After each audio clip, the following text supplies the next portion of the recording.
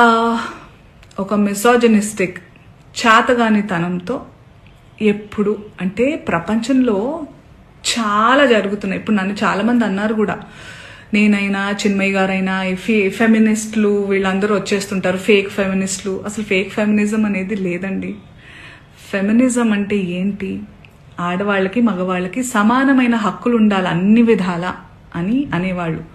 చాలా మంది అబ్బాయిలు కూడా ఫెమినిస్టులు ఉంటారు, దేవుడి దయ వల్ల ఉన్నారు అలాంటి వాళ్ళు. We all are suppose to be feminist. అసలు ఈ వర్డే ఉండకూడదు ఫెమినిజం అనేది. అందరికీ we have to coexist. ఆడ మగ ఉంటేనే ప్రకృతి ముందుకు వెళ్తుంది. ఆ ఈక్వాలిటీ ఉండాలి.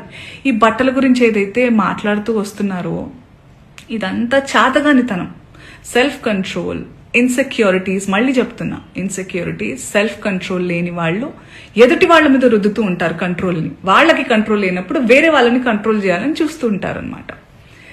అదే ఇప్పుడు క్లియర్ కట్ సినారియో. అందుకే నేను ఇంకా సింపథైజ్ చేస్తున్నాను. ఈ రోజు కూడా పాపం సింపతి గ్యాదర్ చేసుకుని కూర్చుంటున్నారు కాబట్టి నేను సింపథెటిక్ గానే ఉంటాను. పాపం ఆయనకు అదే కావాలి కాబట్టి అదే ఇస్తున్నాను. I really sympathise with you. నేనెందుకు అందులో లాగాను, మిమ్మల్ని ఏమన్నా అన్నానా అంటే, నేను కూడా హీరోయిన్నే, నేను కూడా ఫీమేల్ లీడ్ క్యారెక్టర్స్ 1-2 చేశాను.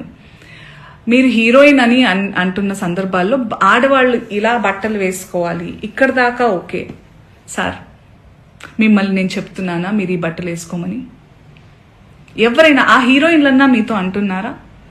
నేను పర్సనల్గా చెప్తున్నాను, చాలా మంది హీరోయిన్స్ నన్ను అప్రిషియేట్ చేస్తారు because of the voice I have. And ఆ బలంతో నెగటివ్గా అయితే ఇప్పుడు నేను ఉపయోగించుకోలేదు. ఆ బలాన్ని పాజిటివ్గానే ఇలాంటి సందర్భంలో చెప్తున్నా.